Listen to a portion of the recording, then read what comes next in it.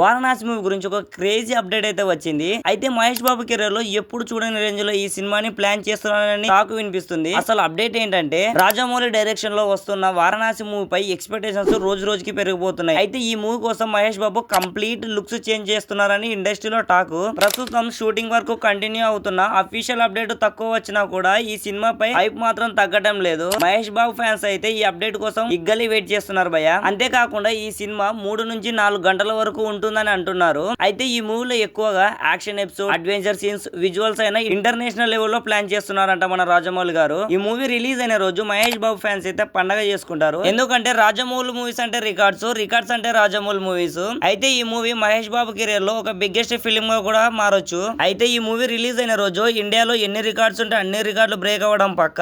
ఎందుకంటే రాజమౌళి డెడికేషన్ అలాంటిది. అయితే ఈ మూవీకి 600 కోట్ల వరకు ఖర్చు పెడుతున్నట్టు సమాచారము. మరి ఈ మూవీ రిలీజ్ అయిన రోజు ఇండియాలోనే రికార్డ్స్ బ్రేక్ చేస్తుందో లేదో అనేది కామెంట్ సెక్షన్ లో కామెంట్ చేయండి. వీడియో నచ్చినట్లయితే ఒక చిన్న లైక్ అండ్ సబ్స్క్రైబ్ చేయండి భయ్యా. Thank you for watching.